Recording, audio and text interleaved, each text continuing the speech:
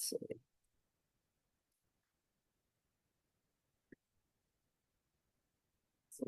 Back here after week 2.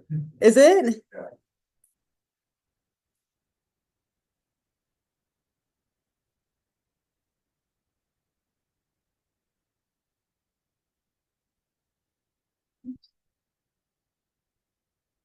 Put this computer here.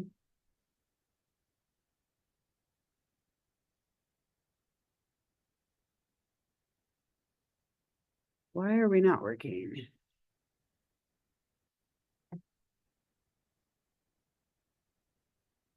Is everyone excited that Halloween is this Thursday?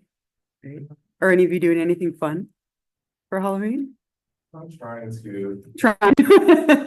One of my friends like, we're gonna go for the whole carnival. And I was like, okay, sure. Uh-huh. But it's like, he hasn't been communicating. I'm like, okay. So maybe doing something. Yeah. One of my kids is like, I want to trick-or-treat with my friends this year. No, you cannot. Probably not very nice of you, but they're like, I'm like, no, you're still 10. You're still mine for like one more year. Right? So I think I have random kids coming with me. I was like, you can bring them with us, but I'm not willing to let you go. Not yet. From booking with my soccer team, we have to practice on Wednesday. We're gonna do like picking pumpkins and doing like hopefully like little plastic pumpkins. Yeah. Try and make it fun for them as much as I can. All right. Well, let me start this here. And thank you for those of you who are here, and thank you for being here on time. I have a couple of things I want to mention kind of about where we are now and where we're headed. And then we'll jump into good morning to our next topic. So we had our exam, and I have some statistics for you. Most of you did really well, which doesn't surprise me being open note book. And I don't think my exams are that hard. Maybe they should be harder, but I've never believed in like artificially hard tests. I have a friend who's a professor at UCSB, and he's like, I wouldn't want to take my tests, I failed them. He's proud of that. I wish he that's so bad, but the average on the test was a 90. So an A, which is fantastic. A low A, but an A. The high score was a 99. The low was a 79. And the average amount of time was 61 minutes. So really, like, well done overall. A lot of A's, some B's. Lowest score was a high C. So again, most of you, really nice job on the exam. We have one more test in this class. So if you're looking at our schedule, just kind of a little bit about where we're headed. So obviously today's the 28th, again, the week of Halloween, which is wild.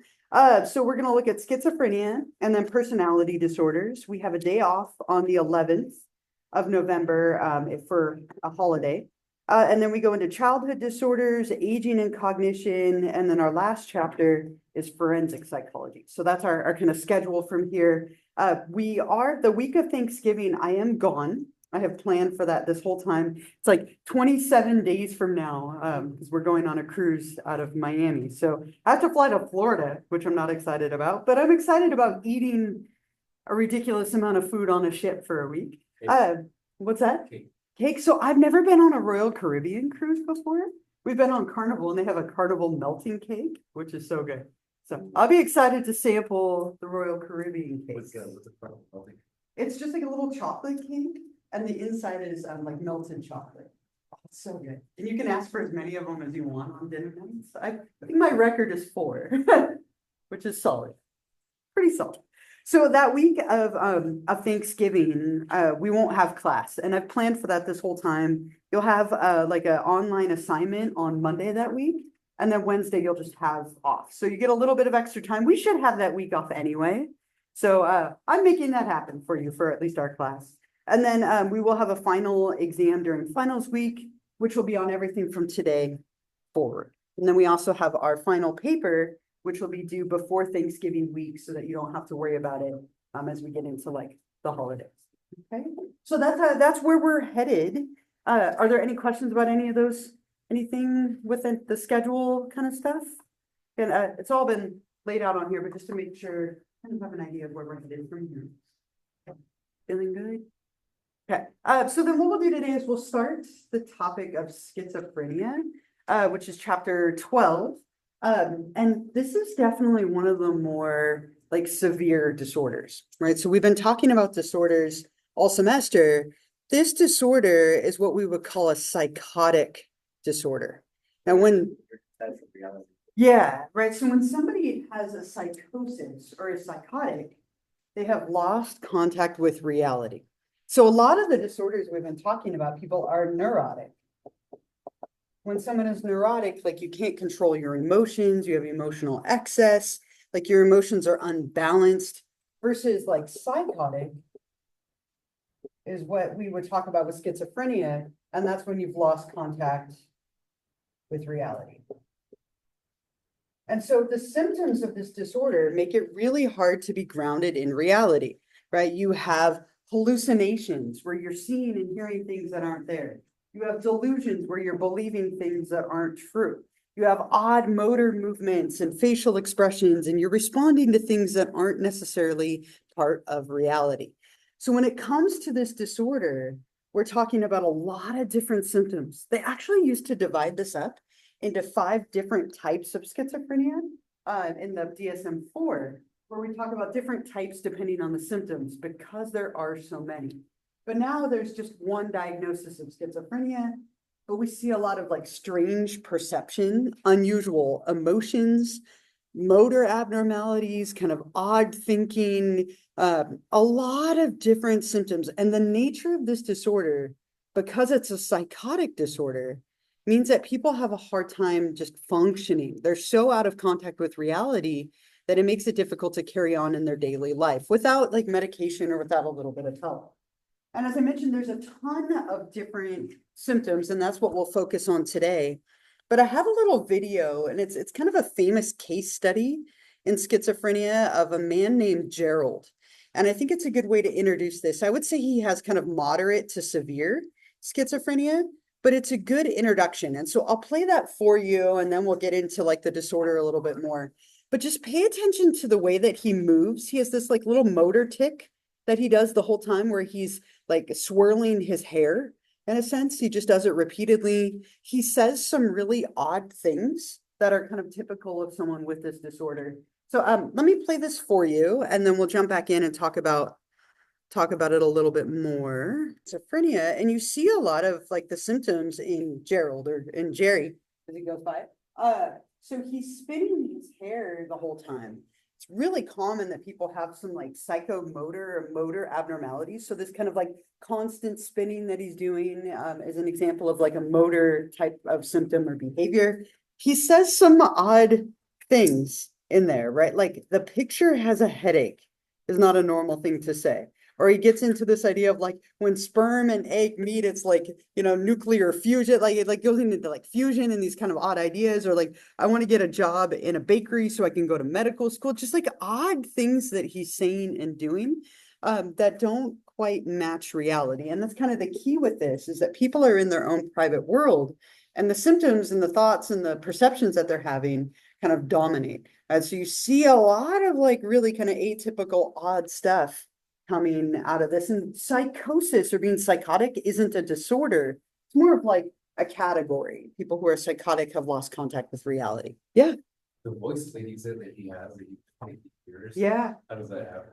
So it's thought to be a result of like way too much dopamine, right? So it's thought to be very neurotransmitter based. And it's not that uncommon. So for example, like people take a hallucinogenic drug. Oftentimes you'll see things that aren't there. And it's kind of a similar effect. Like if you've ever hallucinated from the use of like a substance, or maybe you haven't slept in a certain period of time, you start to hear and see things that aren't there. It's thought to just be related to like way too much dopamine. And so a lot of the medications for this try to reduce the dopamine to reduce those symptoms.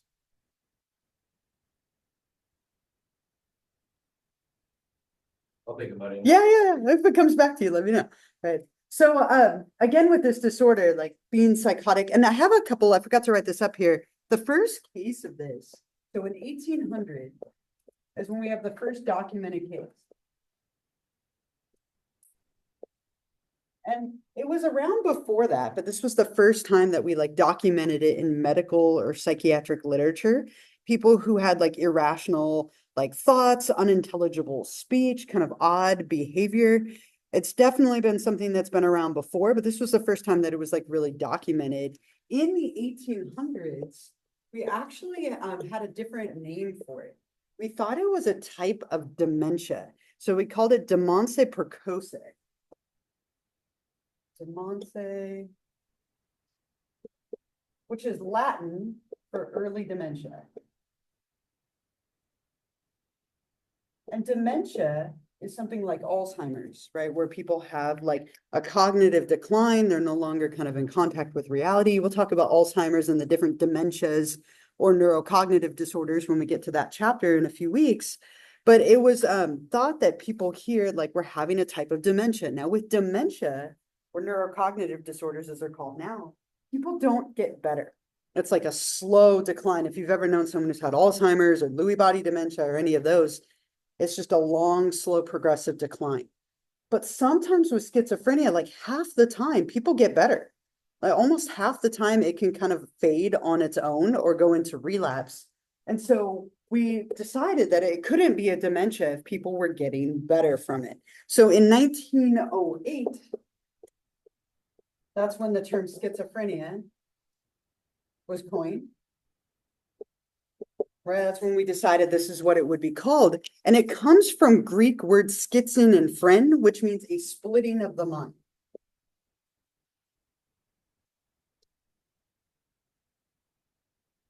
I think that this makes it confusing, right? The idea that the mind is split, I think is something that kind of throws people because this disorder is really commonly confused with a different disorder.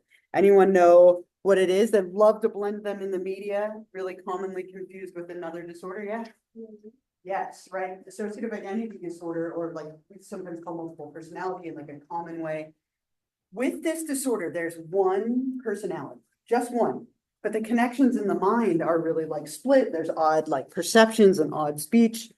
With dissociative identity disorder, there's more than one personality. But the media loves to put them together, like Fight Club, they put them together, Secret Window, they put them together. Like a lot of movies featuring these disorders combine them to make it more dramatic. And that can happen in theory. You could have a personality, like a subpersonality that had schizophrenia.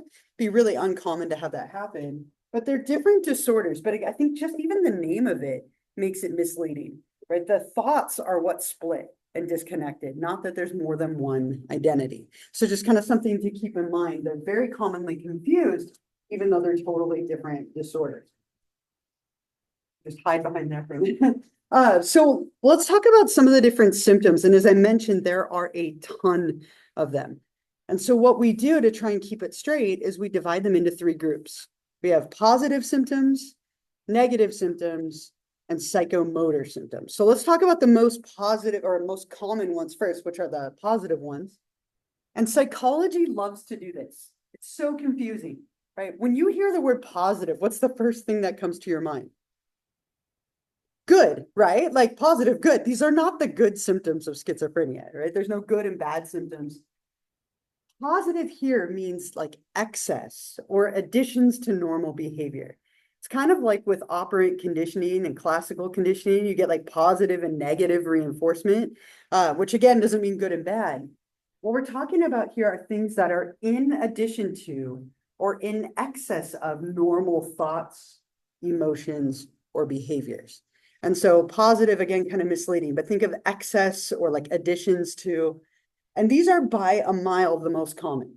People struggling with things like delusions, loose associations, hallucinations, and inappropriate affect or inappropriate emotion. So these are the most common symptoms by a mile. A lot of people struggling, especially with things like hallucinations and delusions. Very, very common things to struggle with. So delusions, when people have a delusional thought or having a delusional like presence, it's a false belief about reality. So if you look at somebody and you're like, you're being delusional, it means that you're not grounded in reality. You're not thinking in a way that's like realistic.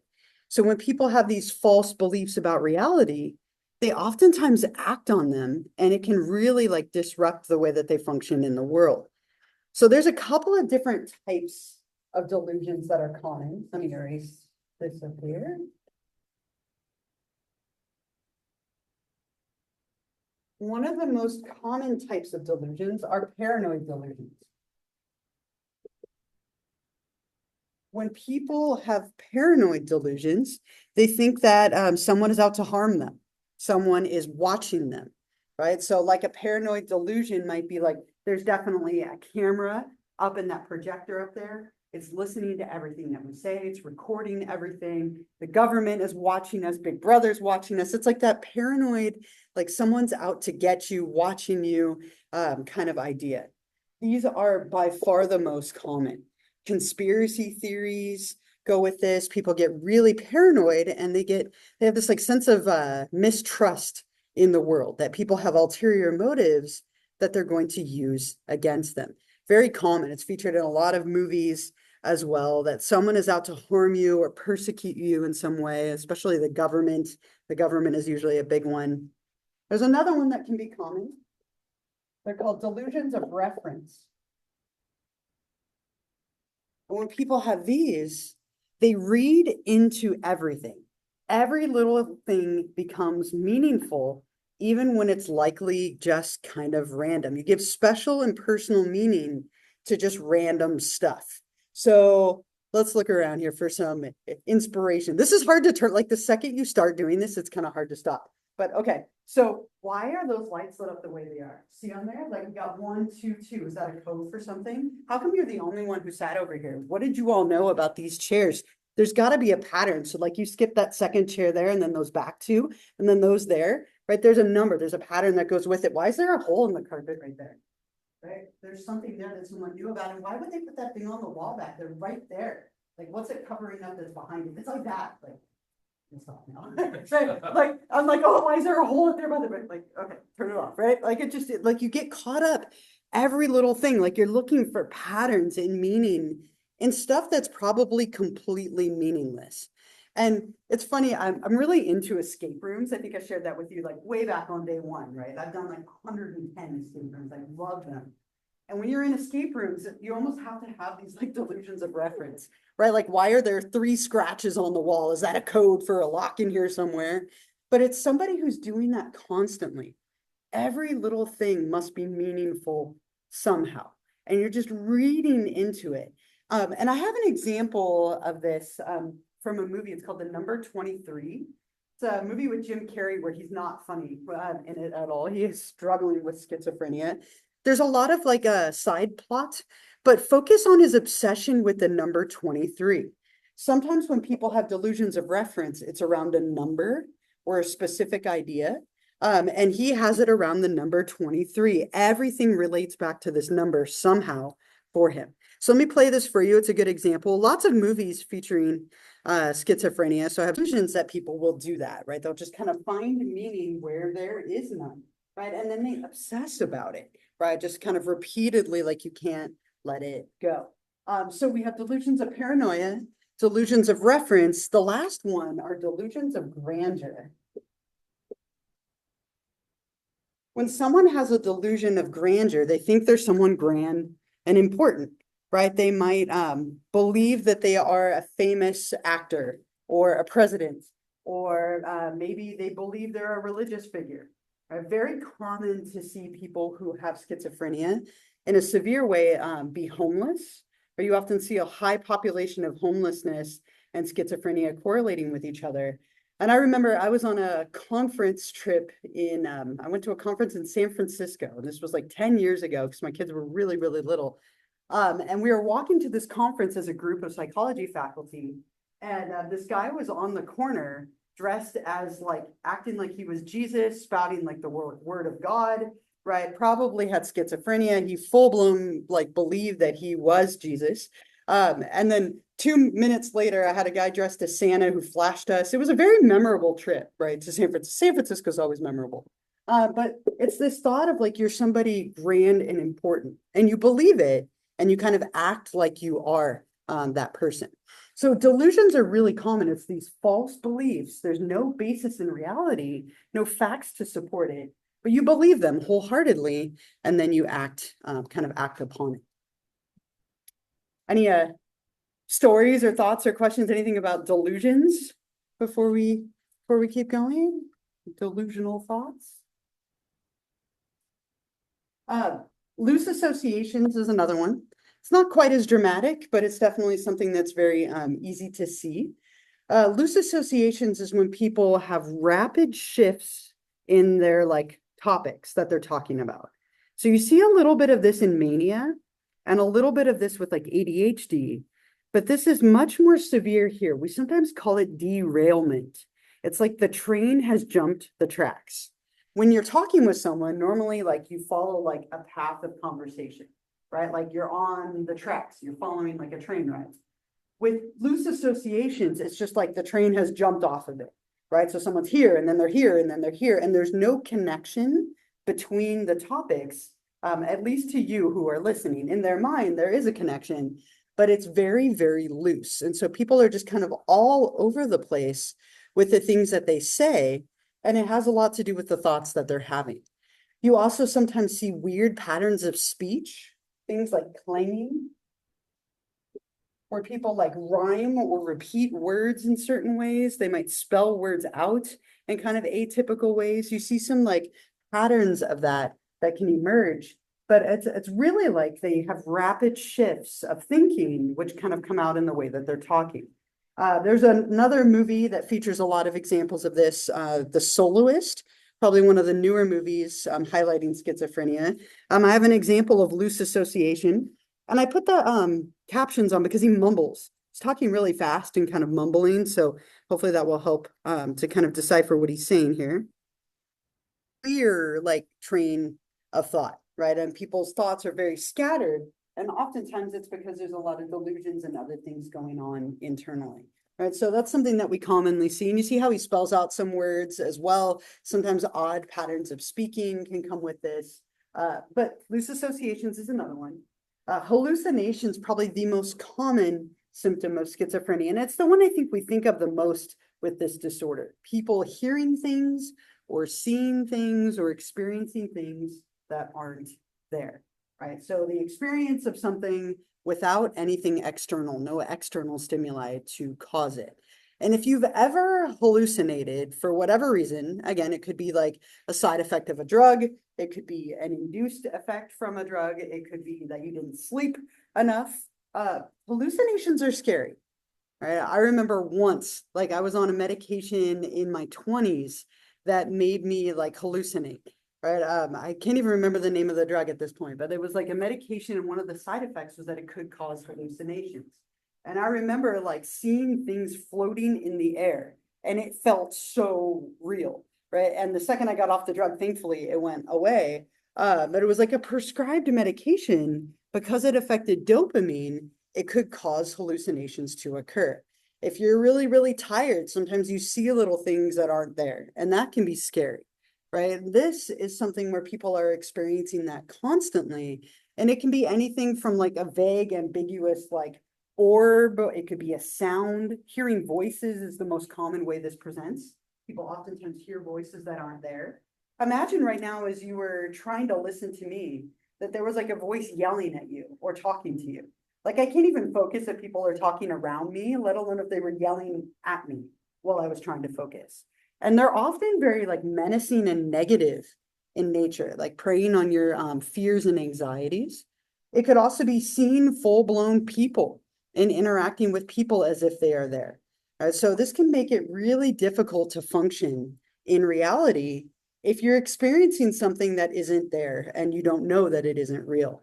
Lots of movies featuring this as well. I have one more example from The Soloist of this. He heard voices a lot. And he would react to these voices as if they were real and not know what was real and what wasn't. You also see this in A Beautiful Mind, another movie that features someone suffering from schizophrenia. So let me show you the one from The Soloist really quick.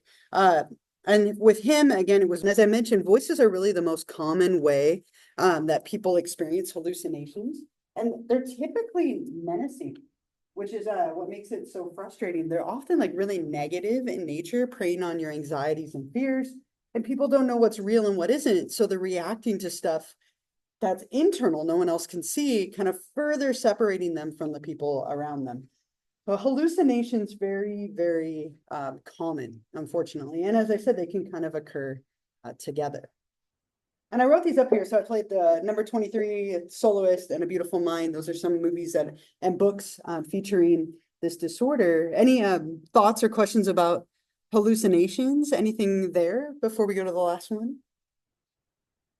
My first job in psychology. I say job, but I didn't get paid for it, right? I was volunteering, but it was my first like psychology position, and I was so excited.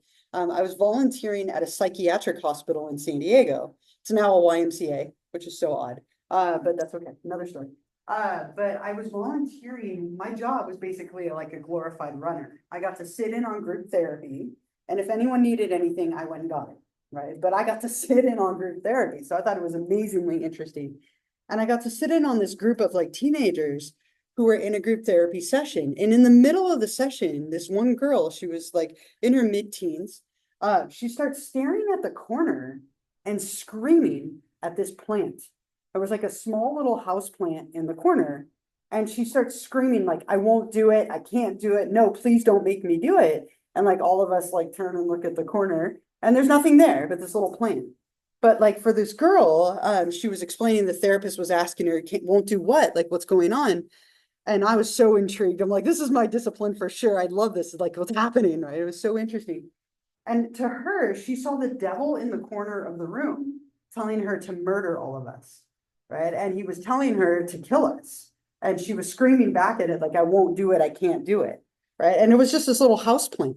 Right. And the rest of us are just sitting there like, like kind of wishing we could slowly back out of the room.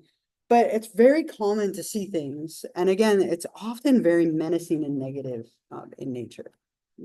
Really cool job, right? Again, I didn't get paid for it, but it was a really cool introduction. The last one up here in terms of positive symptoms is inappropriate affect. And I guarantee we've all had a moment of this, if not several moments of this in our life. It's when you respond to something inappropriately, right? So maybe somebody tells you something that's really like sad or negative news and you don't respond in the appropriate way, or like you laugh when you maybe should have been sad, right? There's like some degree of that that's normal. But this is somebody who's consistently replying or responding in a way that's inappropriate to the situation. And really the key to this is they're responding to something like that wasn't actually brought up. They're responding to internal cues instead of situational ones, which is why it feels so inappropriate. But in the newest movie, I haven't seen the second one, but in the new Joker movie,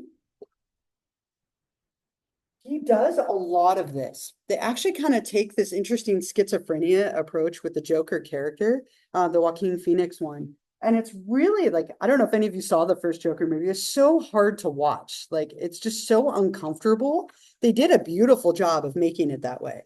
And I think you could make a decent case that he has schizophrenia. Now, in the movie, he laughs constantly, which is kind of like partly where his nickname comes from, right? But he has something that they call pseudobulbar affect, hard to say, sorry, or emotional incontinence, where he just like laughs inappropriately. But it's very similar to this, where people are laughing at something internal rather than external. And I'll show you a tiny bit of what this kind of looks like with his character. Again, I find it hard to watch a little bit, but they did a really good job with kind of portraying this. So his character just laughs. Like, and again, he's probably responding to something internal rather than something external, but he's responding to something internally. And again, that's the nature of all of these. And so it makes it really hard to maintain normal social interactions with other people when you have thoughts that aren't real, when you're seeing things that aren't there, when you're inappropriately responding emotionally and you can't maintain a conversation. When people have this disorder and have these symptoms, they tend to start to isolate because they can't handle being around other people. Their behaviors are making it very difficult for that to happen. So these are, again, are by far the most common. These are all the positive symptoms of schizophrenia: excesses, bizarre additions, things on top of normal behavior. Any like thoughts, comments, questions, stories about any of the clips or any of the things up here before we go to the negative symptoms? Anything here? You thought about it, right? Maybe?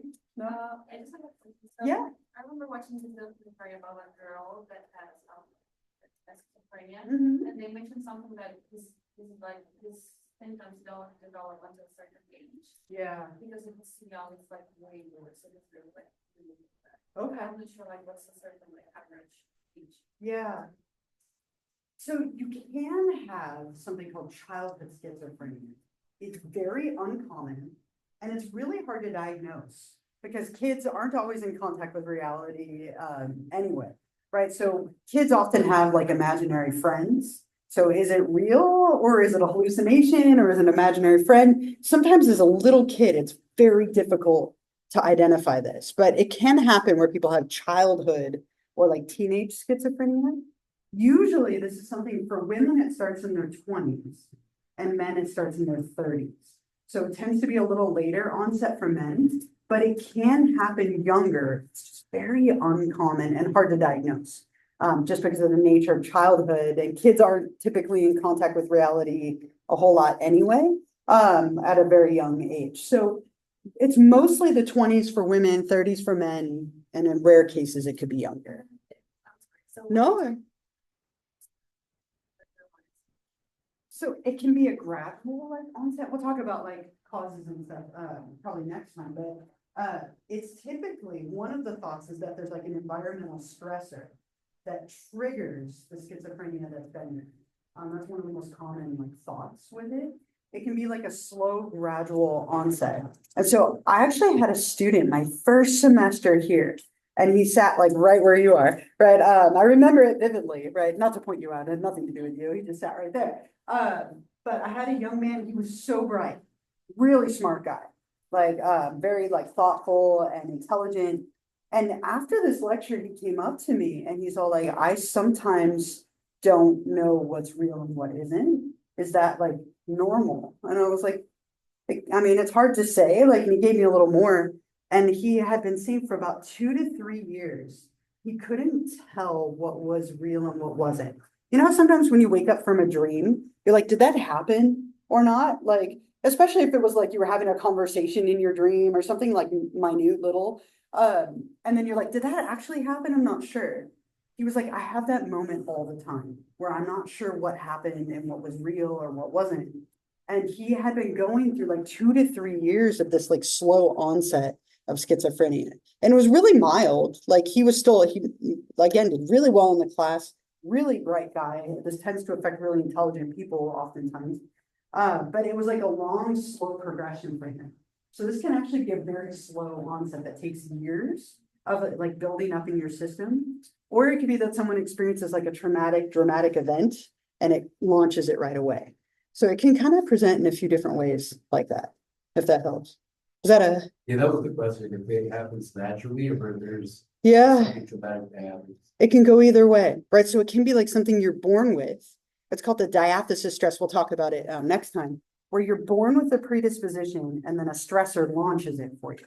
So if you never have the stressor, you might not ever get the disorder, right? If you don't ever have something traumatic or like difficult happen, or for some people, it just slowly progresses over time until they hit like a critical level where now you can see it. You can But see is there the like a certain level of stress that triggers it or anything?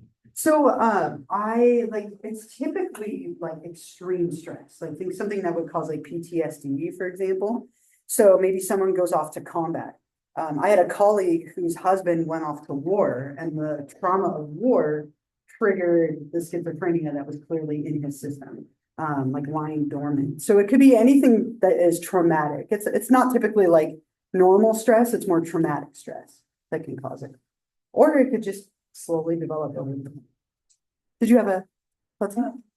So my husband has schizophrenia, Yeah, and it was a very slow, gradual onset. yeah. It started with like the delusions, kind of like the paranoid delusion, and then it started going to like delusions of grandeur, then the reference delusions started coming in, and then the hallucinations, they started out as auditory, Okay. and then it became like tactile, and then it became visual. Mm, And so it took over the course of like 2 years for Yeah. it to really hit the peak point of where it's like, I couldn't do it anymore. And Right. so, he Because in the thought, beginning, right, kind of mild. yeah, at first you're like, maybe it's just something like, we can get Yeah, And then, and some people can, like, without any, some people it never keeps going, but it sounds like it kept escalating. yeah, his thing was like, he thought that cameras were watching him. Uh-huh.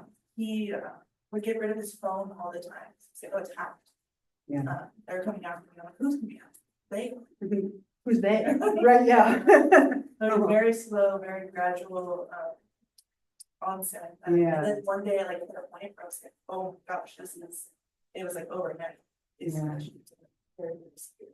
Yeah, and sadly, it can happen that way, like you said, like for a while, it was just kind of building, and then it hits that critical point where like you can't function anymore. And that's interesting that as you were saying that, that's a really common one, the paranoia, especially with things like your phone. I mean, and our phones don't help with this, right? Like I guarantee, like right now, if I like repeat something over and over and over and over again, your phone will suggest it for you later. Right, like I guarantee I'm not the only one in here that's happened to, where I'm like, we should go to Legoland, and then later I get like Legoland ads on my phone, right? Like our phones are listening to us in a way. There's a lot of things that are listening. And so like some of that is a little normal. It starts off normal. And you're like, oh, okay, well, it's a little odd, but it's not bad. But it can hit a point like you're describing where it's just so far beyond like what you can handle, where treatment has to happen in order for something to function. Sometimes people with this are hospitalized just because they can't survive all of that in the like typical world. Right? Did he go on medication at all or anything? Or In and out of treatment. yeah, Once he's really good with his medicine, then he stops taking yeah, it. And so right now, it's small section. okay, Yeah, he'll be good for a little bit and then he'll be like, okay, I'm fine, I'm already the medicine. Yeah. I'll stop taking it. Just and that happens with so many mental illnesses. It's like, oh, well, the medicine helped me. I'm fine. I don't need it anymore. And then you go off of it and it all comes back. And it's such a challenge, right? It's such a big challenge. Yeah, Does it happen to everybody or just certain people? it can happen to anyone, right? It tends to have a little bit of a genetic component. It's interesting, like it was like 5 years ago, 4 years ago, there was this article that came out. They found a genetic expression for schizophrenia. Which may or may not like express itself depending on the environment. So that's a really big thought, is that it's called the diathesis stress, as I mentioned, where you're born with it in place, but whether it realizes it or not depends on the environment and the things that you experience in your life. It's a really common thought, or it could just be a neurotransmitter imbalance, right? And so traditionally for men, as I said, it's like early 30s, late 20s, and women tends to be a little younger, like in their like mid 20s is when you tend to start seeing signs of it. The like encouraging thing is like almost half of people with this disorder, it's more like 25 to 30%. It just goes away, right? Like 25 to 30% of people like start to have symptoms and then they're gone. Some people stay active full blown for their whole life. We'll talk about that more next time too.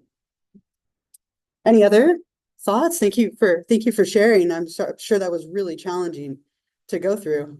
it was, Yeah, that goes on. right. Mm-hmm. It's really interesting. I didn't really realize like the association thing Yeah. until we were talking about it. Yeah, that makes sense, right?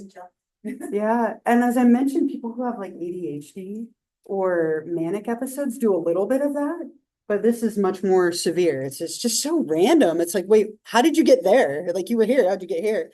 And in their mind, there's a connection, but outwardly there might not be. All right, the negative symptoms, again, these aren't like the bad symptoms, these are deficits. So positive ones are excesses, negative ones are deficits. These ones aren't as dramatic. Like they're common, but they aren't nearly as dramatic as the positive ones. The positive ones tend to really affect people's lives. These ones sometimes can almost go missed, right? They tend to just be a lack of something. So one thing that we see a lot of is called poverty of speech or alogia. And poverty of speech means people don't talk a whole lot, right? And some people just don't talk a whole lot anyway.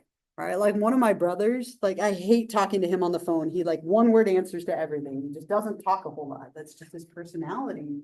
With someone who has alogia, they might never speak or speak very, very little.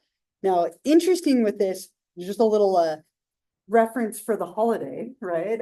If you've seen the new Michael Myers, like the new Halloween movies, not the newest ones, but like the Rob Zombie one, where he made that remake, it was like 10 years ago. It was actually like really well done from a psychological perspective. And I would show it to you, but it's so vile that it's I can't, right? Like the language is so bad. I can't I showed it once and I was like, this is awful. I can't do it.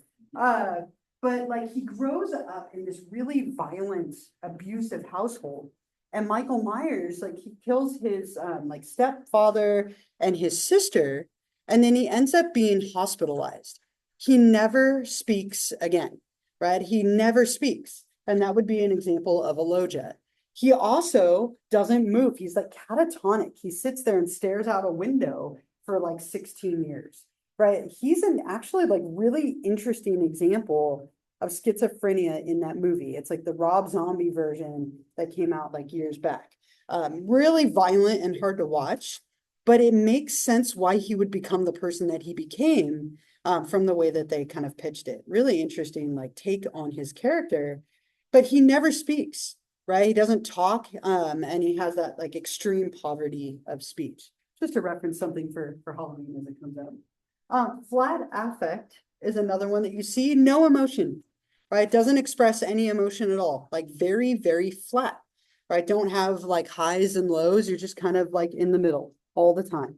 So not talking a whole lot, not expressing a lot of emotion. A loss of volition means you have like no energy to do anything, right? So you just do very, very little. And again, with that Michael Myers example, he just sits there and stares out a window for like 16 years in a psychiatric hospital, right? And so like he's just sitting there, not doing anything, like no interest. You might start a behavior and just not even finish it, like because you just have no volition or drive or energy to do anything. And as you can imagine, if you're not speaking, if you have no emotional expression, and you have no interest in doing anything, it makes it very challenging to be around other people, right? And so what happens is when people are showing these symptoms, they tend to withdraw socially, right? And that only makes it worse. It creates this cycle where people remove themselves from the world. And the second they remove themselves from the world, these things like continue at a higher rate and it just kind of fuels itself. And so you see a lot of withdrawal happening when people are experiencing poverty of speech or flat affect or a loss of volition. So again, all of these are like not nearly as dramatic, but they're very common. Not speaking, not showing emotion, not being interested in doing anything. There's a lot of like apathy that's happening here. So these are the negative symptoms. Again, common, but not nearly as dramatic. Any thoughts or questions or comments or anything with these? Yeah. The positive and the negative? Yeah, for sure. So as I mentioned, they used to have 5 different types of schizophrenia. All right, they got rid of that in the new DSM, but it could be that you had ones that were very like positive, very negative, very disorganized, very catatonic, and then there's like a mix. So you just have to have a certain number of symptoms across all the categories. It's fairly common that people like are more within a group than another. Like maybe somebody has predominantly positive stuff or predominantly negative, but it could definitely be a combination of the two. And then there's one more category as well. So you can have kind of a hybrid of everything across the category. Yeah. I'm just thinking that if a person shows only negative symptoms, it's sort of compensated by that. Yeah. Schizophrenia, right? It could be. Yeah, from just personality, right? Like it could be. It's a severity. Yeah, and it could manifest. It could look like depression, right? Like they don't have a lot of emotion. They're not talking a whole lot, not doing a whole lot. It could look very depression-like, but the severity is usually much more intense. Depression tends to kind of ebb and flow for people. Like maybe they have like better days or worse days. A depressive episode's 2 weeks, right? This is something that's lasting a long period of time, but it could be mistaken for personality because somebody could just kind of be low on energy and talking and mood and stuff like that. So if they just have negative symptoms, it could be easily missed, at least for a period of time. Typically, the positive symptoms are very obvious, right? The negative ones can be a little more subtle, for sure. It's a good thought. It's very true that can happen. Anything else? Any other thoughts or questions or example stories, anything for now? Yeah. Different, yeah. Hmm. We started with negative symptoms, and then out of nowhere, I.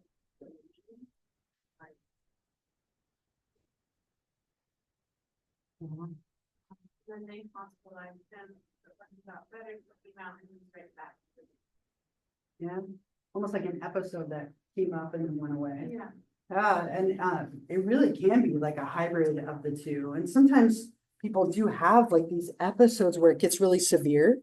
And it could be triggered by something in the environment or just something chemically, right? That's the crazy thing with our chemistry. It can really change us quite a bit. Like if you've ever taken a medication, so even like mild medications can completely bring out other sides of our personality, depending on the way they affect our neurotransmitters. It's pretty wild how people can kind of go back and forth in that way, right? Where you're starting in one and then kind of transitioning and then back to the other. So there's one more group, but I think I'm going to stop here because I have a clip for this and I don't think I have enough time to play it for you. So I'll stop here for today. But next time we'll look at the last group. We'll talk about causes and treatments. And then we might even start our chapter 13 on personality a little bit. So we'll get into that next time. And again, if you wanted some more examples or movies, these are good ones that highlight this. So I'll stop there for today and I'll see you all the day before Halloween. I got a bunch of candy to bring that day, right? Little things. I mean, I know 8:30 is early, but we can still eat candy on the day before Halloween, right? Okay. Have a wonderful rest of the day and I'll see you on Wednesday.